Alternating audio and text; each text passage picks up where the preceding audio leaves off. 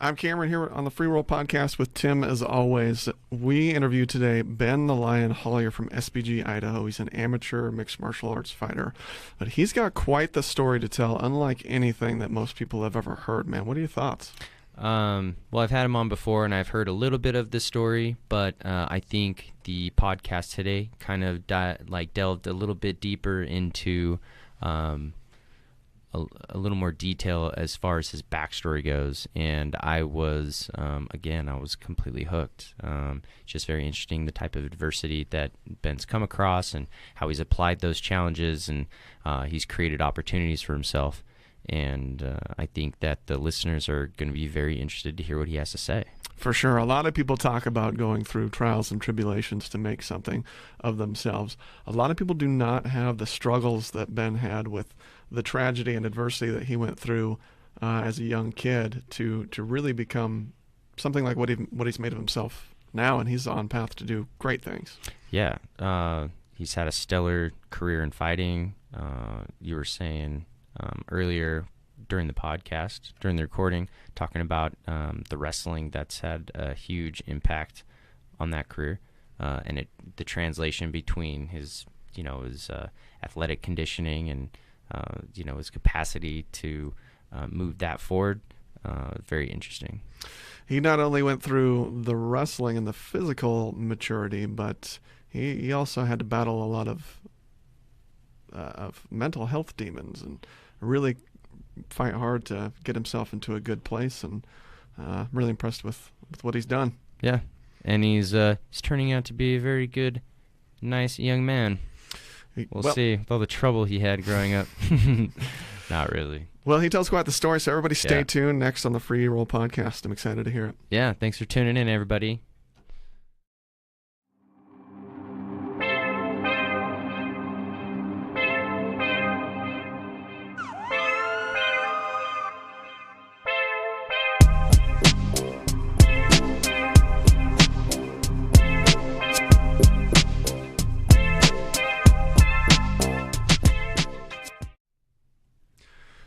We're here with Ben the Lion Hollier. He's an SBG blue belt. He's also an amateur mixed martial arts fighter with a record of 3-1.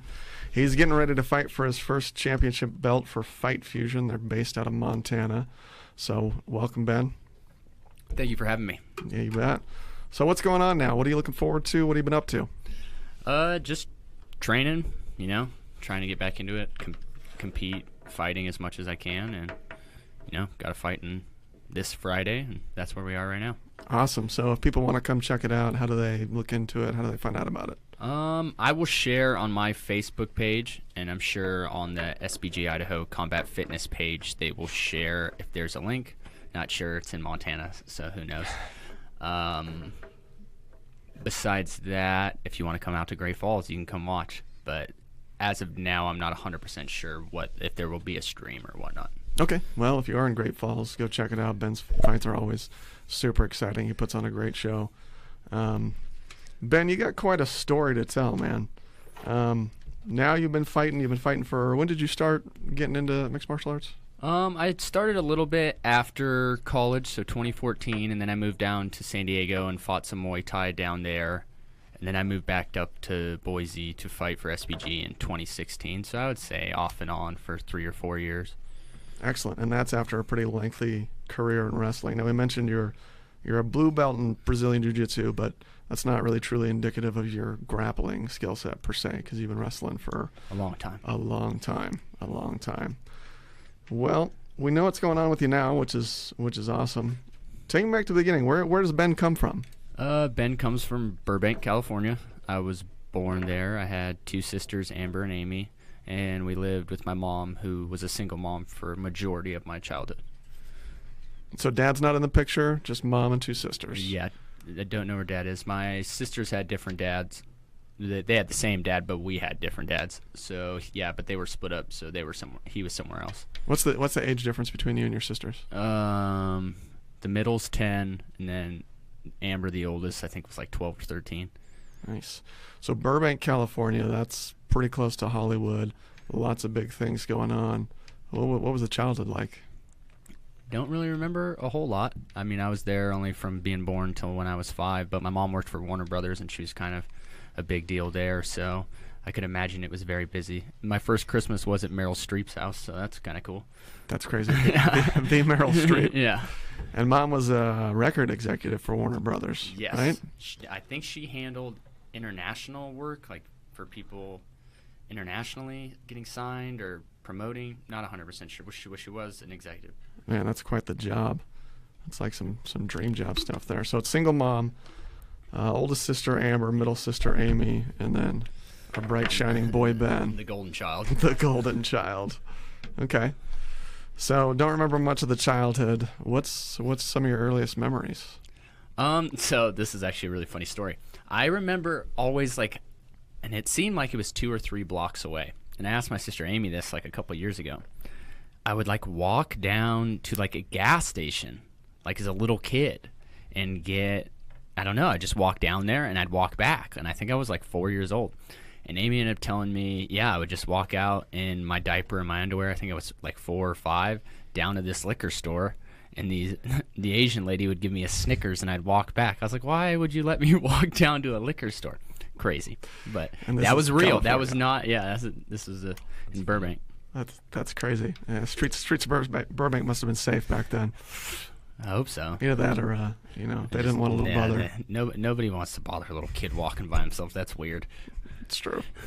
Yeah, they do. And they want to sell you. I don't know. They want to kidnap you. Somebody was giving you free candy. Yeah. This is true. So grew up there in California, and then you're a toddler, 4 years old, walking around Burbank.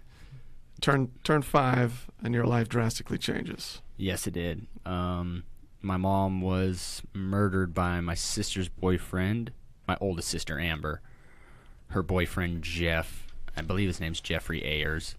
And Amber was in on it as well. They had they found out later, but they had letters back and forth talking about. So they both got convicted of first-degree murder and conspiracy to commit murder because they had talked about it back and forth. It was for insurance money, and yeah, that's insane. it is.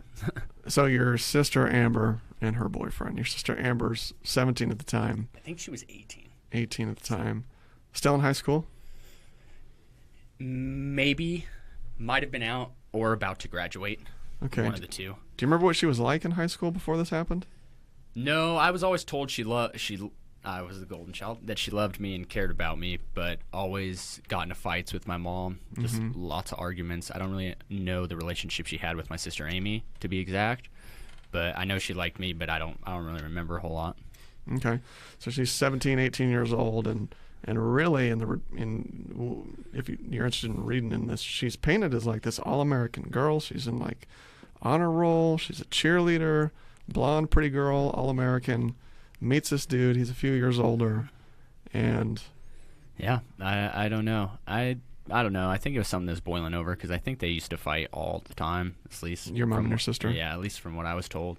Maybe not physical fights. Maybe I don't quite know, but I know a lot of verbal altercations. So probably just escalated, to be honest. So she and Jeff plan on getting married, and they're sending love letters back and forth, which is crazy to think of now because we don't live in a time of letter writing, Yeah, postcards. But they're writing physical letters back and forth, have some correspondence, and it's revealed that they had this planned. Yeah, and she was part of it. Yes. Okay. And in those letters, it's also revealed that your middle sister Amy is also a target. Is that right?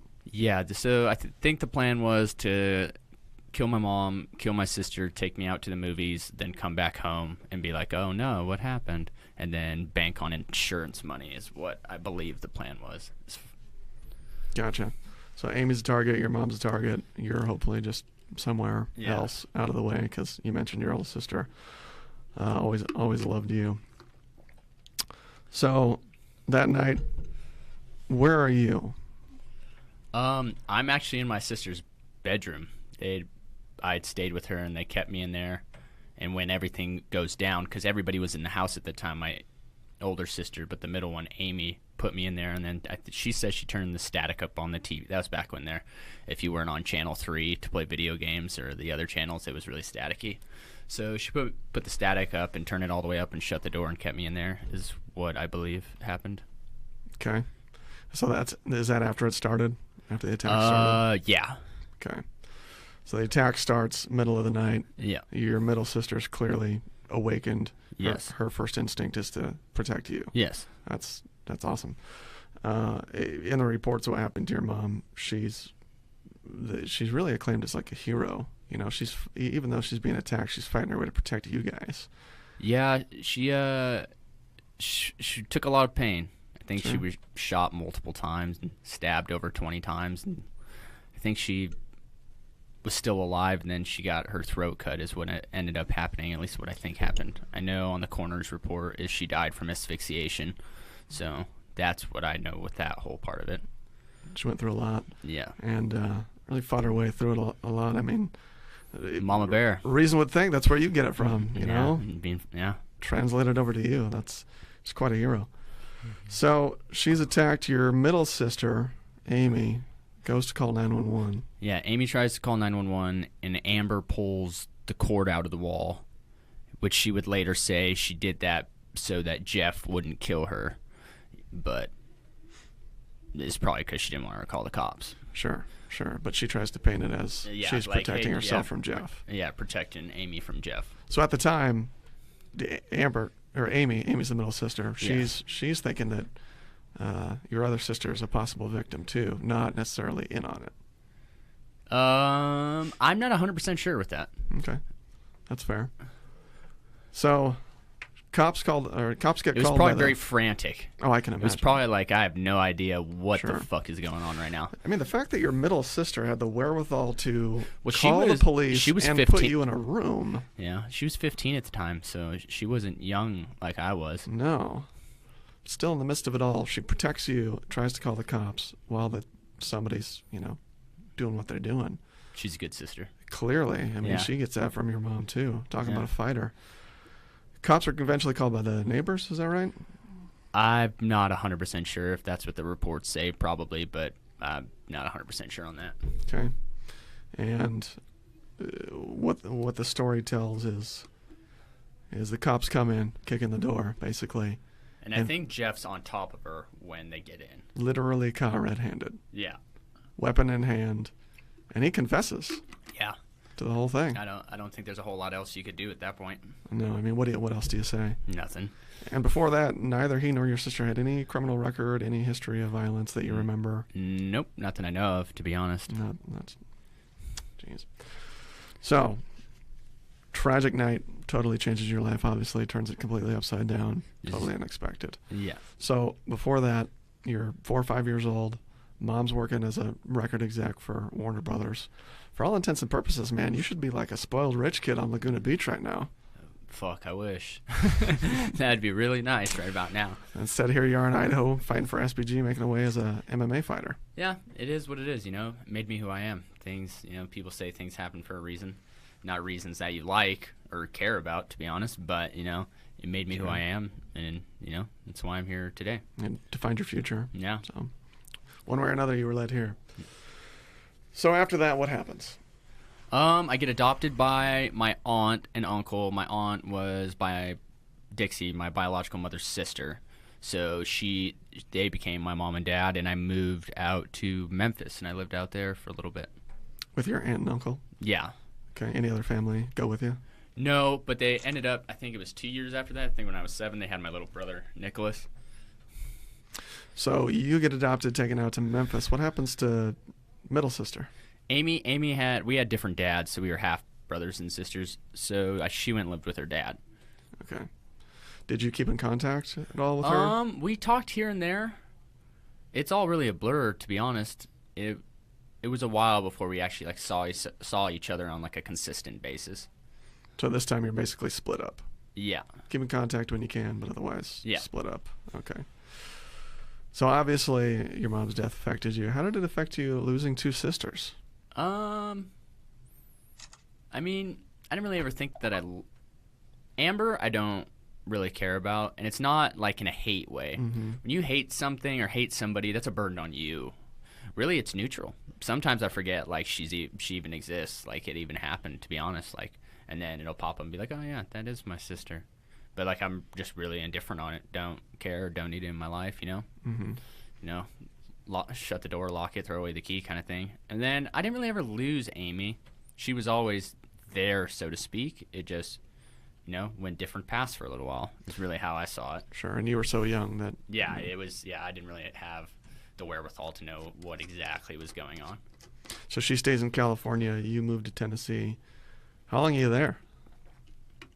We were there for 2 years or so, and then we moved to Northern California up in Santa Rosa. And then I think we were there for a couple years, and then we ended up moving down to San Diego. Okay. So immediately after this happens, you move. Now, physically, your geographic location changes, but you mentally, I know that you're young and you're probably not processing it, but what elements were put in place for you? Was there therapy? Was there coping mechanisms? I don't believe there was therapy until I got older and I started struggling, like in school and other things like that. But not when I was younger that I'm aware of. Just kind of moved on and got you back with family. Yeah. So you get back to California and start school. Where do you go from there? Up in Northern California or San Diego? Northern California, I think it was at a private school, and that's where the struggle started happening. I think I was in like first or second grade by then. And I don't know. So when you say struggles, do you mean like you were getting in trouble? Yeah, I was getting in trouble and outbursts. Issues? I was impulsive, so I would just do stupid shit that you probably shouldn't do in school, or get angry and, curse at people as a little kid, which is probably not what you should be doing as a little kid. Sure. And then, I got suspended a couple times, and then was there, finished a year out, and I think that's when we moved down to San Diego, to be honest. We weren't there for very long, at least from what I can remember. Maybe a couple years.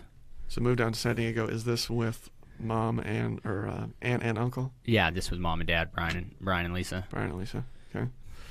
So you're having troubles in school. When was the connection made that maybe your troubles in school have to do with what you went through as a kid? Maybe for my mom and dad, it was probably always there. I mean, they're, adults, so they probably understood, like, hey, he's struggling because of this. I didn't really understand it until, like, I went to, like kind of like a boarding school for troubled youth, you could say. And really, I had therapy for a while and counseling, and really understood, like, that's where it came from. Because when I was younger, I didn't know. I was just doing what I was, just doing me. And me wasn't the greatest thing at the time. Sure. So did you find any value in the therapy and the counseling? Do you think that helped you? Yeah. It helped a lot, to be honest. I mean, it helped me get to where I am today, and I'm not perfect, and I still need, there's things that we can all grow and be better on every single day. But, it helped me get back, I don't know, to understanding things, more understanding, like, myself and having control of myself and being able to function and do the right things. If that makes sense? Do you still use any of those mechanisms now, or have you come to kind of a secure place with what happened? Oh, yeah. With everything that happened when I was younger, I'm good with. I don't ever really, I mean, I might have, like, 1 or 2 bad days out of the year that's, like, you really remember what happened, but, made me tough, made me hard. I could learn how to deal with it. Sure. Time heals all wounds anyways. Sure. So you're having troubles in school. They put you in some therapy, put you in a boarding school. How's your childhood go from there? So I was there for, I think my mom corrected me on this. I think I said 4 or 5 years last time. I think it was like 2 or 3. I don't know, somewhere in between. But I was there for a long time, and you didn't get to really see your family. You just kind of growing up, and it was always like try and follow all the rules so you can get out, kind of thing. Mm-hmm. And it was hard in there.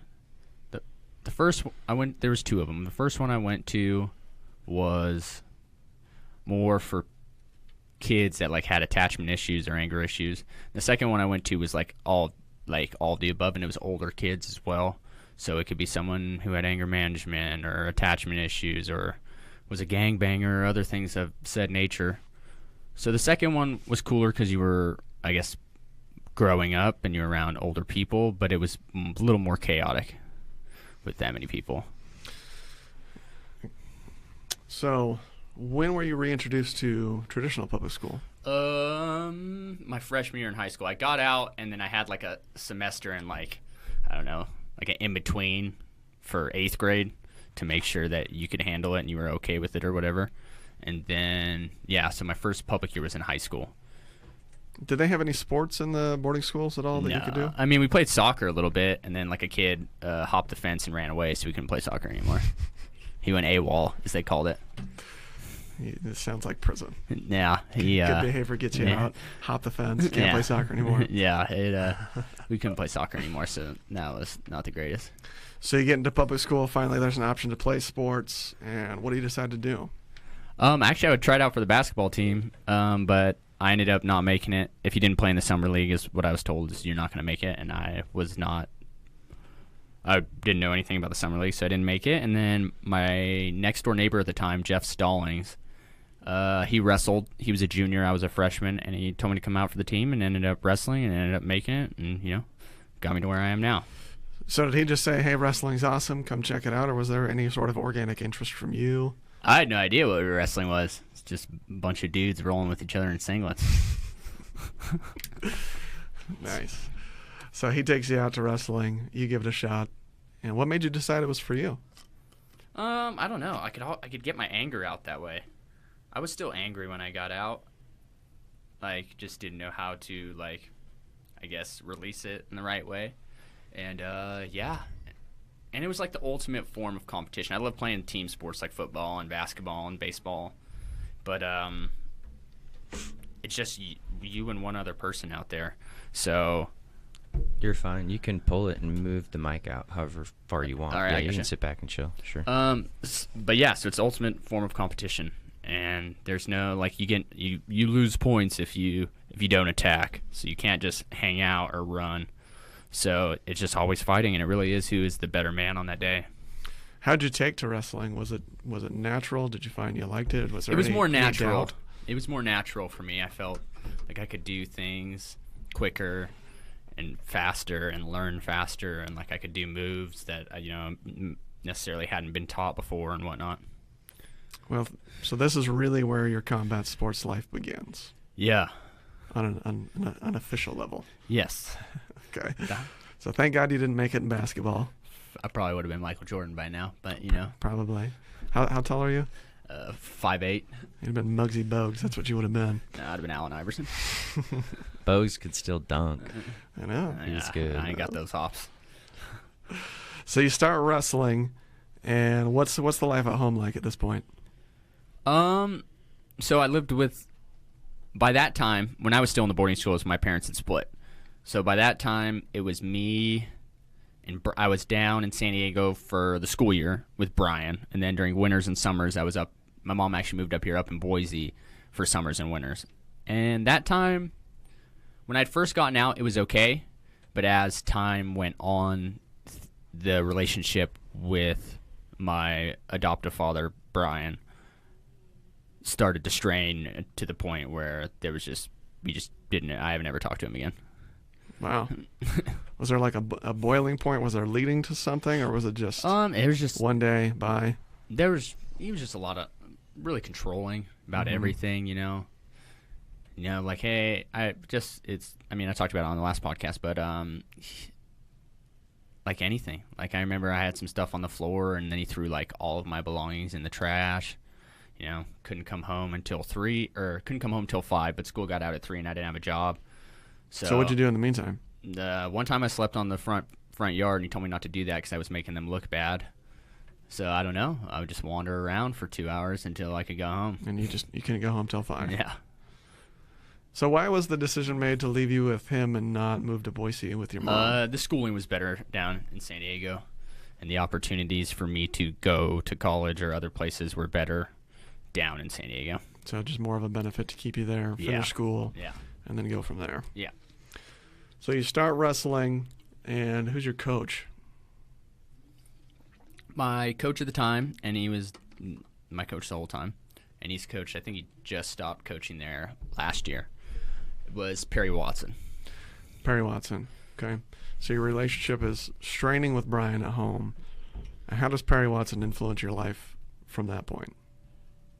He helped a lot because it ended up getting to the point where like I had to sleep outside sometimes, or like couldn't go home like at all or whatever. And I turned 18 after my junior year, so I ended up going and moving in with him and living with his family, and they took me in, and he's pretty much the closest thing I've had to a dad. I call him Pops now, so yeah, his influence was humongous. So big influence on your personal life, obviously influence on your wrestling career. Oh yeah, of course. How'd your high school wrestling career go? It was good. Did you accomplish what you wanted to? No, I wanted to be a state champ, but started young. I mean, I was young, but I didn't start young enough. Like some people start, like 5 or 6 years old, and there was opportunities. Just didn't put it together. It happens. You go in trying to win, and sometimes you win, and sometimes you don't. So you graduate at 18, 19 years old, however old you were. Yeah, 18. You graduated at 18, okay. And you're finishing up high school wrestling. Now, for a lot of people, that's kind of an unfortunate end. Yeah. You get done with even successful wrestlers, they're done. That's pretty much it. How did you get to continue wrestling? I got to continue. I came up, so my mom lived in Boise, and I came up. One of my assistant coaches, Stephen Davis, knew Kirk White, who would happen to be one of the assistant coaches for Boise State. And I actually came up there for spring break, and I came in and I wrestled in the room, and they ended up saying, just you should come and walk on and try out. And I ended up doing that, and I ended up making the team. So what's the tryout process like? If you're not shitty, you're on the team. So do you just compete against other guys in your weight class? You're competing against other guys in the weight class. I mean, if they liked you, if you were, I don't know, if you were good enough, and the coaches in there were all, either national champions or multiple All-Americans, so they knew whether you should be on the team or not, and I ended up making it. And so obviously you're going to school at BSU at the time. Yeah. What are you studying? I was studying lots of things so I could be eligible, but I ended up whatever classes you can get A's in. Yeah, sometimes you had to change your major to be eligible because you needed to be eligible. But I ended up doing social science with an emphasis in criminal justice and psychology. I tried to do just CJ, but the GPA was too high, and I just wasn't as committed as I should have been in school. So I ended up switching it to social science and did CJ and psych, like a combination of the two. So social sciences deals with what? It's like there's like a huge spectrum. Like I think I had comm in there, sociology. Like what's the career path for somebody in something like that? Oh, so much. Anything I would want to do, I would need to go either be a cop and work my way up to anything, or go back and get a master's or a PhD so I could have licenses to work with people. You need like social worker or something. Social worker or therapist or anybody of that nature. A therapist is what I would want to be, or somebody that worked at a higher level with people that are troubled, and for that you need those licenses or certificates to be able to do so. Was your decision to choose those paths in any way based on your childhood? Yeah, I wanted to help people who'd been through something like you. Yeah, some that had been through something like me. Yeah, I love to help people. That's probably my biggest passion besides competing. Competing's fun, and I love it. I love it so much. I love winning and beating people, but it's a selfish act, very much so, and I'm not a lie about it. Like it's me, it's not anybody else. But helping people is like a true passion of mine, whether that's coaching or helping people that struggled through anything or any sort. I love that shit. So you go to college, you study things that directly are influenced by your childhood: criminal justice, criminal psychology, social sciences. I mean, helping people that had been through the tragedy that you had been through with your mom, who was your single mom, at the time. So going back there, she was a single mom. Where's Dad? My biological father, I didn't know. I think I was one of those accidents where you forget to pull out, and and then I could see that. The golden boy was born. I mean, I was 10 and 13 years younger than my other siblings, so I ended up trying to find him right before my senior year in college, and then I had found out that he was killed when I was 15, so like 8 or 9 years prior. So no contact from Dad before this point? No, he had another family, and I think he was going to leave his family. At least I've been told this, at least this is what I know, that he was going to leave them so that he could be with my mom and whatnot, and then that ended up not happening. So you get into college, you're studying all these things that are helping people who've been through something like you. What triggered you to look for your dad? I don't know. I had such a shitty relationship with my adoptive father, and things went so sour. I was like, what's the harm, I mean, just curiosity probably to see, like, hey, could I actually meet my biological dad? Maybe something come out of it, maybe not, and then just go from there, really. And the irony is he suffers a similar fate as your mom. Yes. That's crazy. How'd you deal with that? Well, I thought I was going to inherit billions of dollars and become Batman like Bruce Wayne because he lost both his parents, but that didn't happen. That's true. I don't know. It wasn't as... It affected me like a little bit, like a why me, but then I just shut those thoughts out because that's just a poor mentality to have. But it was tough for a little bit. It was just more like, all right, and then I just kind of rolled with the punches and kept moving forward. You finish up wrestling at college. How'd you feel about your wrestling career in college? Not the greatest. I felt I could have done better. There was things that I did, either partied too much or didn't focus enough. Not listening to your coaches. Kind of like when you're young and you don't listen to your parents, and then you get older and you're like, God damn it, I should have listened. And then kind of like that. And I mean, I was proud. I started 2 years, but I felt I could have done better. I tried to cut too much weight 1 year, ended up getting hurt, and so things could have been better. Could have been better. It's interesting. You talk about when you're a kid going to the boarding schools, you're having some behavioral issues. When you're in college, you talk about kind of a rebellious streak. Were they tied together? Like were you finding that you were still just kind of having some behavioral issues maybe in college that you're still fighting at this time that led to... I guess you'd call it that. I don't know. When I first got to college, we were really good. The team was really good. So it was like, work hard, play hard kind of thing. And playing hard ended up, affecting not necessarily the working hard, but winning or doing what you should be doing out there. So you're a high-level wrestler, part of a very high-level team, great coaches. Yeah. You end up finishing college with your wrestling career. Strangely enough, shortly after, wrestling on the whole at BSU ends. How long was this after you left? It was last year, so 3 years after I left. 3 years after you left. People you know still on the team, still coaching? Oh yeah, people I knew. I knew the coaches. When I got back, I went in and helped some of the kids work out. I would go in and wrestle with people. One of my good friends and old teammate, Andrew Hawkstrasser, was on the team at the time, and I went in, and he was assistant coaching, so I went in there and helped and wrestled with him from time to time because he was competing freestyle and internationally. And then, just got cut. Jeez. Did it break your heart? It did. Yeah. It did. So you finish up college, 2014? Yeah. Is that right? 2014. Okay. Where do you head from there? I was just like... So, I was like pretty depressed on how things had turned out. I ended up having surgery right after my senior season on my shoulder. So I was like, all right, let's get a fresh start. So I moved back down to San Diego, and I ended up working as like a bouncer down there, and then ended up training and fighting some Muay Thai down there. And that's where I started. What made you want to get into the other martial arts? What made you step into a Muay Thai gym coming from such a... It was a full, background? It was like a huge full gym. So they had jits and boxing and Muay Thai and all of it. I guess I wanted to do something where I didn't have to take somebody down, so I had to like force myself to strike, which I still have to sometimes now, but so I could, I guess, just put myself right in it, really. So you come from years of wrestling, jump right into some stand-up. Yeah. How was the adjustment? It sucked in the beginning. Getting punched in the face was the worst. Not that it hurt, it was like overwhelming.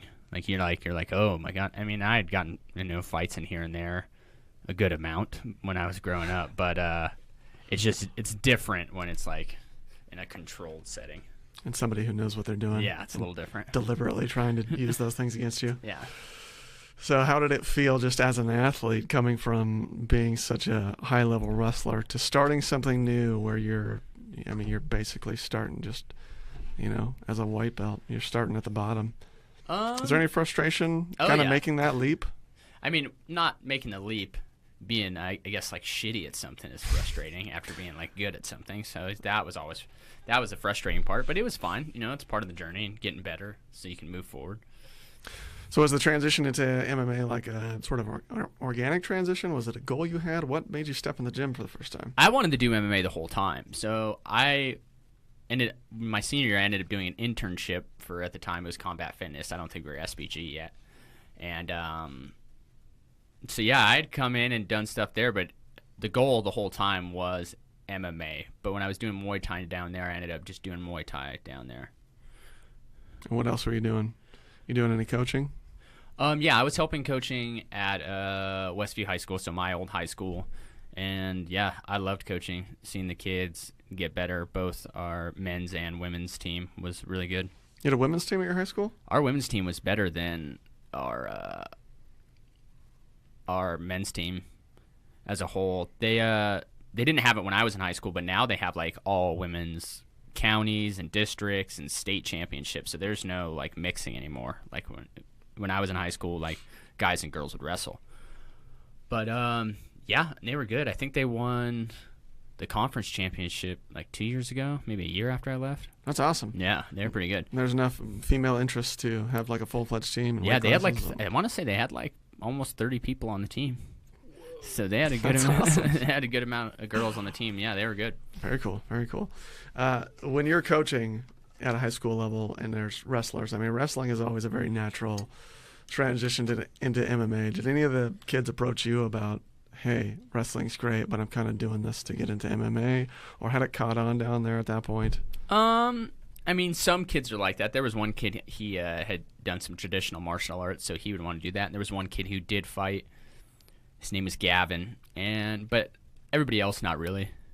They just wanted to wrestle, and either we're going to try and do it in college, or just weren't that interested in it after they graduated. So not a whole lot, no. So wrestlers are typically the hardest working athletes on the planet. They're in it grinding day in and day out. What's different from that in something like football is football people have very traditional sort of dreams. I'm going to play NCAA, and I'm going to make millions doing NFL. No, yeah. What's the end game for a wrestler? Hopefully, you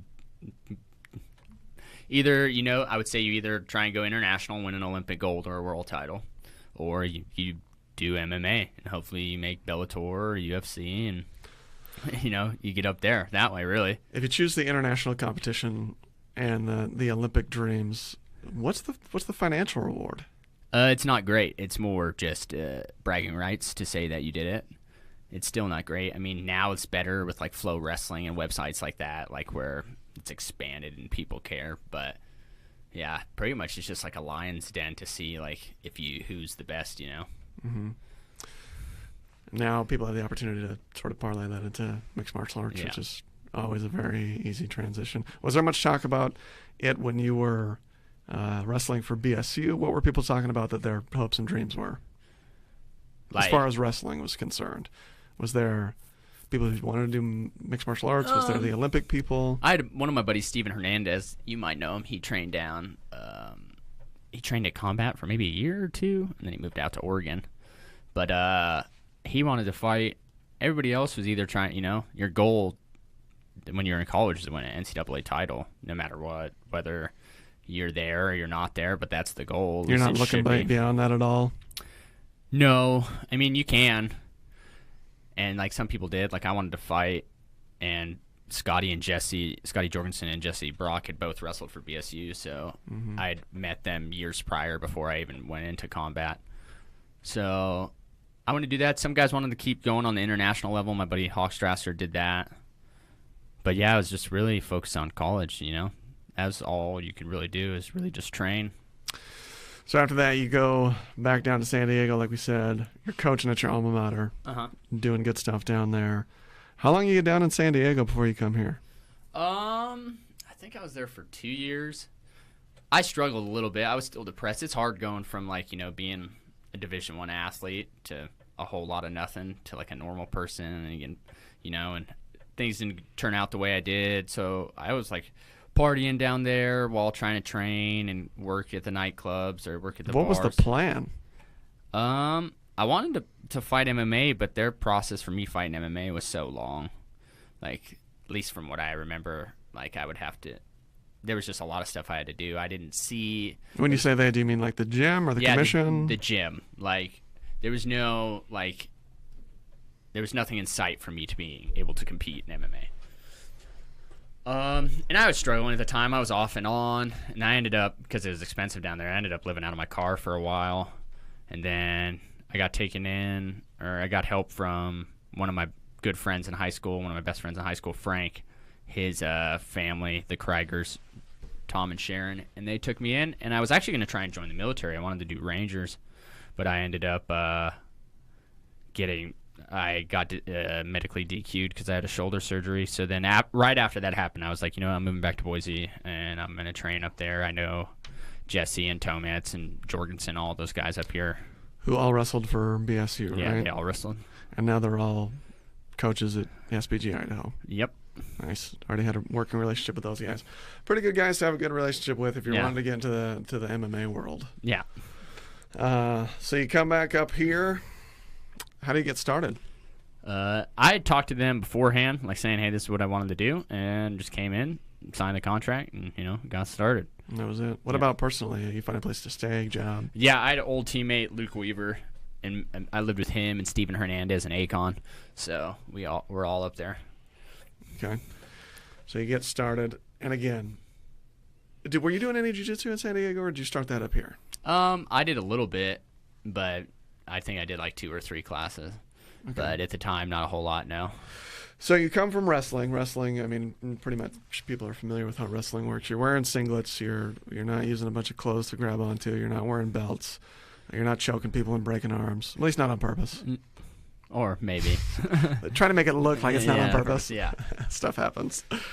And then you jump into jiu-jitsu, which has a lot of elements of wrestling. Yeah. But what are the biggest differences you ran into? You don't lay on your back.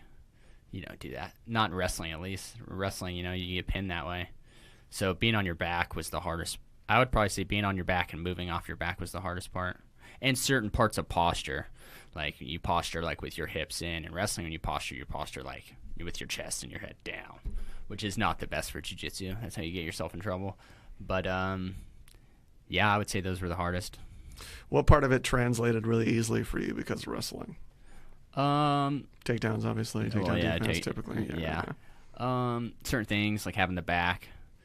I was a leg rider in college. Certain passes, there's certain things that you do, like any scrambles I felt more comfortable in. What's a leg rider? What do you mean? A leg rider is like when you were on top, you would throw the hooks in. Okay. The same as like when you would take the back kind of thing. Gotcha. Okay.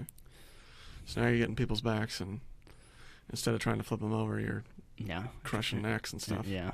Taking arms and taking necks. How do you like it? I actually love jiu-jitsu. It was a pain in the ass in the beginning.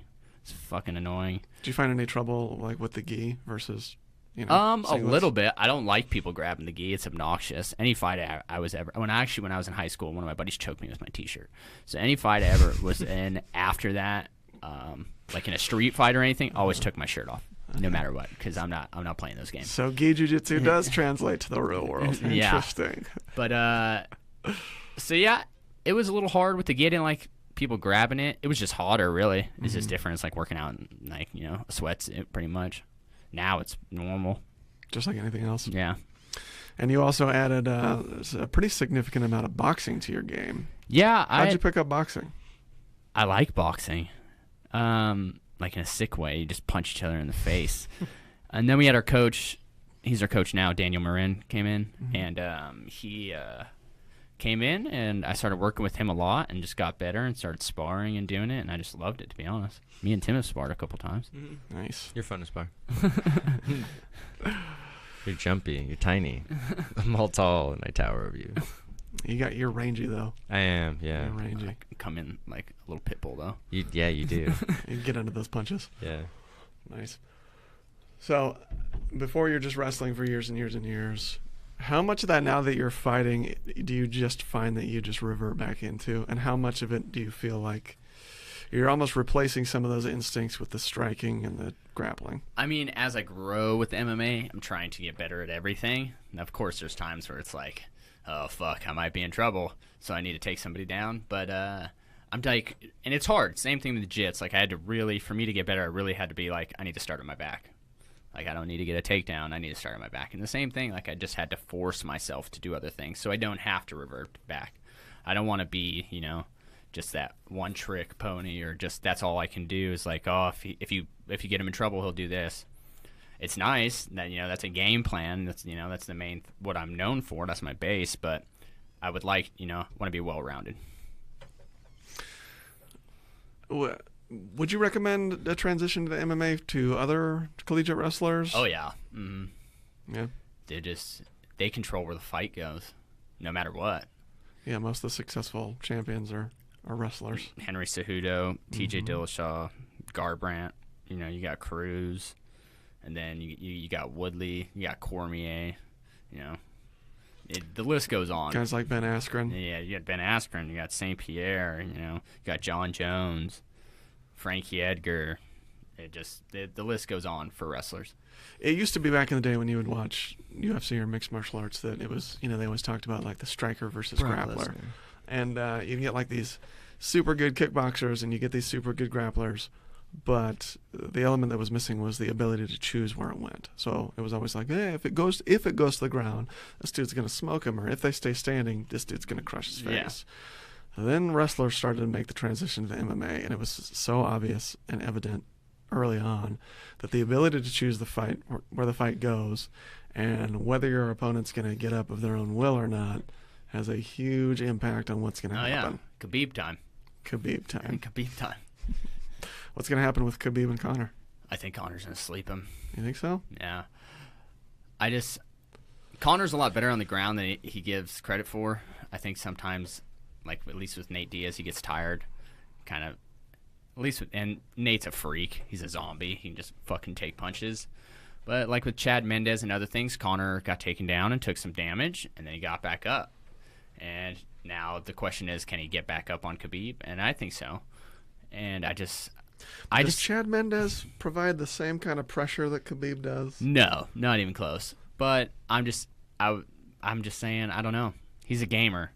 And he's SBJ, so I'd have to root for him anyways. He's family. Yeah, so I do see him knocking him out. Yeah, very, very possible. Yeah, very possible. He's got that sweet chin music with that left hand. I mean, the one time that Khabib ran into trouble was when he was walking in too careless into punches, and he got dropped to a knee. So he does that with Conor, he's going to be in real trouble. Having said that, if he gets his hands on Conor, it's going to be an exciting fight. That's not where you want to be. No, not at all. He's got pressure like you've never seen. Struggle, snuggle. This is the last thing you want. It's crazy. So when you watch guys like Khabib, or you watch any other MMA fighters, I mean, you're a fighter, but it's safe to say you're also a fan. Yeah. I wouldn't say, this is weird, I don't think the only athlete I've ever looked up to that I ever been like, man, that guy's an idol, was Michael Jordan. Pretty much just because he was a savage. Like, he didn't care who you were. He wanted you to suffer. He wanted to beat you. He didn't want to give you anything. He wanted to take everything. And, like, you know, he wanted to make you think, like, I don't know if I could do this. Like, I don't know if I can beat out there. He was the ultimate competitor. And that's all I looked for. But, like, anything with wrestling or MMA, like, don't look up to anybody. I don't know. It's hard. Anybody you like to watch that you're just like, I really like watching this dude? I love watching Yoel Romero. He's just a big freak. He's just a monster. How are you built like that and move like that at 40? Cuba's got something different in that water. I guess so, man. There's a lot of people I like to watch. I mean, Dillashaw is awesome. He wrestled for Cal State Fullerton back when they had a program. But I don't know. I like watching it in general. Fair enough. Yeah. You watch any grappling? Just like pure jiu-jitsu? No. But you've competed. I have. How have you done? My first no-gi, I did no-gi advance, and I think the guy is either a brown belt or a black belt now. But he heel hooked me twice, which was super fucking sweet. And then in gi, I haven't lost. Nice. Because you've only competed as a white belt. A white belt. So people are like, oh, 135-pound white belt. This Yeah. is easy. They have no idea your yeah. wrestling pedigree. They don't know. Most of it translates over pretty well, I'd say. Yeah. Mm-hmm. Are you going to continue competing in jiu-jitsu, or are you just... Yeah, of course. I mean, I don't know in the next big tournament, but I would like to compete at like Pan Ams or Worlds. That's definitely in the goal of the mind. So competing grappling, competing MMA. When are you going to come out and box, man? Dude, I want to do it. I actually want to box more. I mean, more than anything. Just punch. Don't got to worry about getting kicked or kneed. Nope. And just bang it out. I'd be down. Let's do it. We'll get you out there, man. I would love to do that. Very cool. So when was your first fight? My first fight was actually, I think I got back in August of 2016, and then I fought in like November, December. What happened? I won. Yeah. Where was this? It was at Front Street. Okay, so that was the debut. It was just takedown city. How did it feel going into your first fight where, you weren't just being taken down or wrestling? There was, a lot can happen. Yeah, nothing really. I had a little bit of adrenaline dump, but I wasn't like nervous or anything. I just got tired probably my first one. But yeah, it was just I would move around and then get a takedown and then keep him down there, really. I didn't really know how to punch from top, though, so it just looks like I'm just, like, slapping him with a limp wrist, which is super tight. I've watched it a couple times. It's embarrassing. But, yeah, it was good. It was fun. So, obviously, the physical part of wrestling translates over very well. Do you think that also the fact that you had competed against one other person in a combat sport hundreds of times yeah, that's is fine. Also a huge part of why wrestlers are so successful in MMA? I would say so. It's just you out there, and there's like crowds and huge things. So it's not like oh man, I'm just stuck with this one dude. Because a lot of people, at least some at our gym and other gyms, like MMA is their first sport, so they gotta like grow with that shit. Yeah, the first time out competing against one other person who's trying to take their head off is a very unique experience. Yeah, I've done that for a long time, so that was never a problem. So win the first fight, awesome. How'd it feel to start your career off with a win? It was good. It wasn't good enough. At least from my coach's standpoint, I need to knock everybody out in 1 second. Even if you do that, it's never going to be good enough. Just not at all. Not at all. It's never going to be good enough. It just stellar. It needs to be perfect. Doesn't matter. You could be world champ. It wouldn't be good enough. No, not at all. Second fight. Who's your second fight? Fucking John Boy. So, John Boy McComas is the worst person on the planet. He's the worst person on the planet. You heard it here. It's on record. Worst person on the planet. That's an opinion a lot of people share. A lot of it has to do with your fight specifically.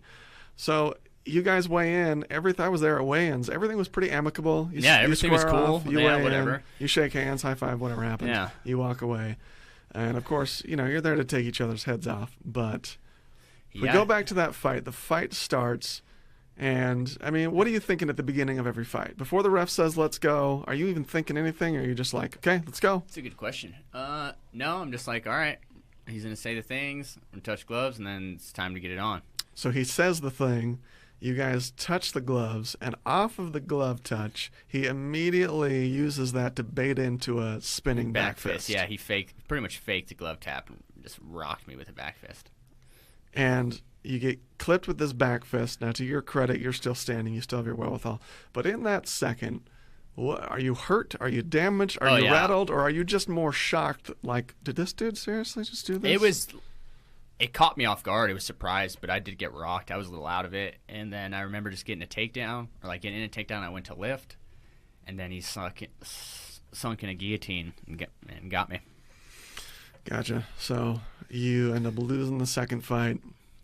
First fight, huge victory, awesome, top of the world. Second fight, loss, especially off of something, so shocking and disrespectful and cheap.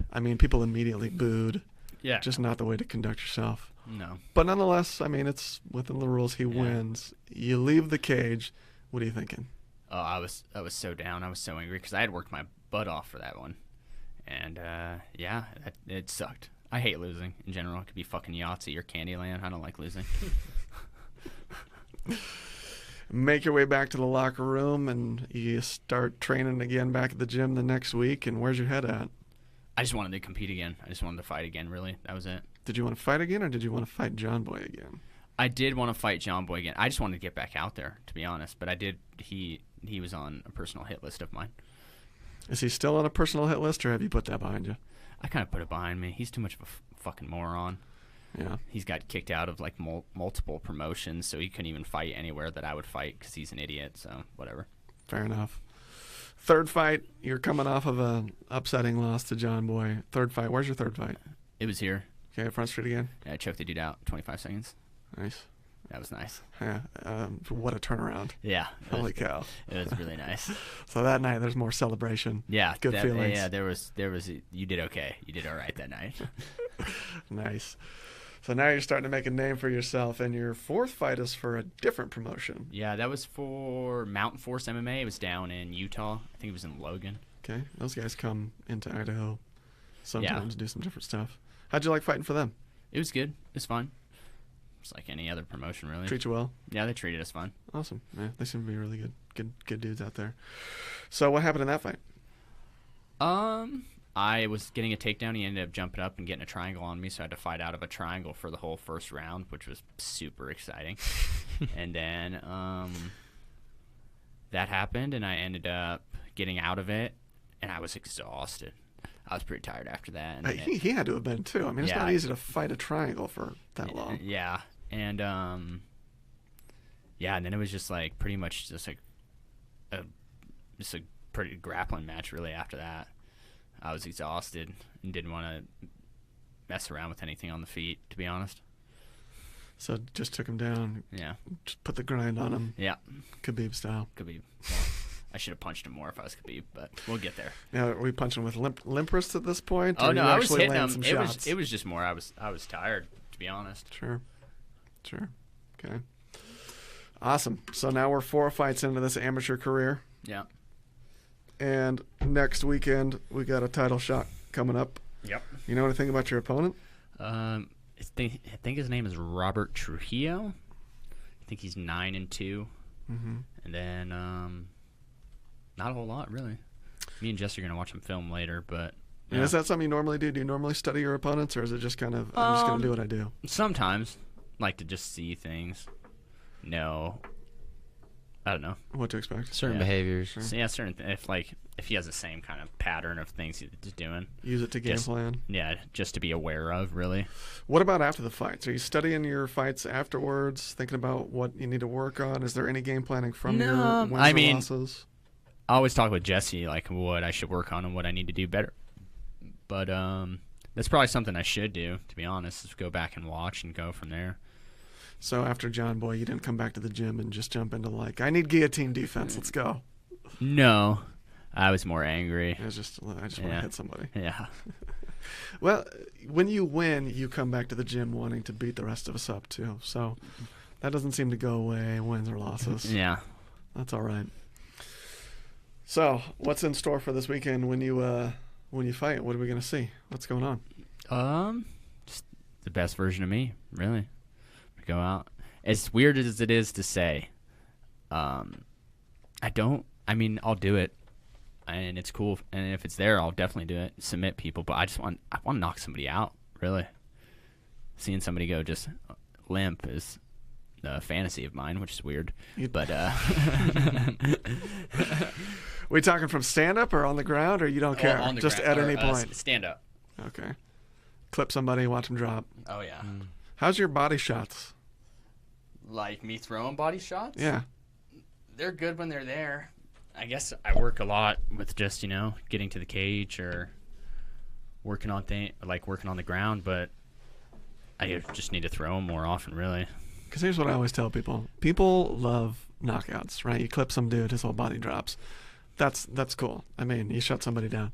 But when you think about it, like, anybody can kind of knock anybody out, and when you get knocked out, that's not really like a voluntary submission. You know what I mean? Like when people tap in jiu-jitsu, they're saying you beat me. Yeah. You get knocked out, like, okay, you got clipped, but at the same time, like, you're not really saying you're done. When you hit someone with a body shot and they stop fighting you and they're still conscious and aware and they're just like not, I don't want any more of this. That's satisfaction in boxing. I'll take that into consideration. You remember that. If you knock somebody out, you shut them down. They didn't choose that. But when they crumple to the floor and you just are standing over them and they say, "Ben, I don't want any more of your hands, dude. I can't do this anymore." And they, are helped out of the cage. Just remember that. I will. I'll think about that. So we're going to see good things from you this weekend, bringing home a strap. Can't wait to see it. Yeah. And what happens after this fight? Not sure. Got to see where my performance is at for me to go pro. Pretty much just need to be comfortable in there, not like I'm hanging on or worried. Just got to, for me to go pro, I need to be comfortable in there. But it is a consideration at this point? Yeah. I'm not getting any fucking younger. That's for sure. How old are you now, 28? I just turned 28. Jesus Christ. I know, dude. So, where's Ben Hollier 5 years from now? Fighting in the UFC would be the plan. Coaching more at SBG. I just took the coach's course. Shout out to Travis Davison. Nice. Yeah, it's a good coaching course, man. Yeah, it was a Great coaching stuff. course. Took it last year. So when are we going to see you out there coaching? Not sure yet. Because in case no one's paying attention, you know a thing or two about wrestling. I have. You've got some experience coaching, and you like to help people. Yeah, I got a little bit of knowledge. I wouldn't mind sharing out. It just depends. You've been to SBG. The schedule is rather busy, and it is. Some folks, wrestling isn't the easiest on the body, so it's hard for some people to always be there. For sure. Man, I'd love to see it because, you've got a wealth of knowledge. You're a great competitor. You're a good coach. I know single-handedly that you're a good coach. I've taken a private from you. We need to get back on track there. But, yes. Man, I was truthfully blown away by your abilities in coaching. Not that I expected any different, but... Yeah, of course. You just don't always know unless you happen. Yeah. So anybody who's looking for some wrestling help, how do they get in touch with you, man? You could just... Do you offer privates? Yeah, you can just personal message me on Facebook, and we can go from there. Sweet. How do people follow you, man? You got some good stuff going on, and your future's bright for Ben the Lion Hollier. How do people see what you're doing, follow you, and see what's going on? So after this fight, that weekend, so I fight Friday, Sunday I'll be back and I have off. I was planning on, I'm going to delete my Facebook. That sounds backwards, but okay. But I'm going to make a new one. Oh, I'll make a new personal one. And then I'm going to make an athlete page as well. So then everybody can follow, post more about SBG and everything, and it'll grow from there. Gotcha. Awesome. Any Instagram, Twitter? I don't. I should get it. I made Instagram for like 5 minutes, and then a bunch of weird people started following me, like too many people that I didn't know, and I was like, nah, I don't like any of that. So do you work with Alfred from Fight Path Consulting at all? I do not. Okay. I know Alfred. If next time he sees you, he's going to be on your ass about being more accessible. Yeah. Deleting Facebook is kind of the opposite direction. I'm making a new one so everybody can just, pump the brakes a little bit. All right. And I'm making an athlete page, so I'm adding more. I see. We get the personal side of Ben. Yeah. Some people get the personal side of Ben. Great. And the rest will just get the athlete page. Cool. Yeah. That's the exciting part to follow anyway. Well, awesome, man. I appreciate your time and telling your story. You've got a really exciting fight career from when you started wrestling and started doing good things there up to where you're at right now with an awesome amateur career heading into hopefully pros here pretty soon. You've been grappling on the side and taking home medals and belts in that area as well. Yeah. And we just get to see you go from here. Anybody you want to shout out, thank? Thank my mom, thank my sister. Anybody who's really ever supported me, because, I wouldn't be there without their support. As you get older, you understand you don't do this on your own. Sometimes you do. In the end, it is you that needs to do things to go anywhere. But we aren't there without our support system. Shout out to Jesse Brock and, all of SBG Idaho and SBG in general with Matt Thornton and the Davisons and everything else. And on your personal note, any parting words for kids who are growing up, gone through something like you did, whether it be, obviously it's not going to be the same thing, but personal tragedies, broken homes, any advice for them, anything you'd recommend? It's not over, as much as you might think like that, or people who struggle think like, oh, it's all over, or, I could take some kind of release and, take my own life or do drugs or whatever the case may be. It's not over, I said this on the last podcast, but, happiness is a journey, and you always have to put in work to maintain it. So just always work hard, be willing to help yourself, because if people see that you're willing to help yourself, they're going to be willing to help you. It's kind of how it is, really. If you're not willing to help yourself, nobody's going to want to help you. And, yeah, that'd be pretty much it. Well, I mean, if you went through what you went through as a kid and turned out how you are now with a bright MMA career ahead of you, I'm a nun. I think there's hope for the rest of the people. Yeah. Awesome, man. Well, appreciate your time. Thank you, guys. I appreciate you having me. Yeah, Gotcha. definitely. Thanks for swinging by. Thanks for talking. Now, Any Tim. parting words? Yeah. Well, you guys are just so interesting, and you carried a good conversation, and I figured I would just hang out and make sure it sounded really good for everybody. Yeah, it's Yeah. whatever, Tim. Kept the dog at bay. Kept my Appreciate it. dog at bay. So, all right. Well, thanks for listening, everybody. It's Free Roll Podcast. Thanks for joining us. Peace.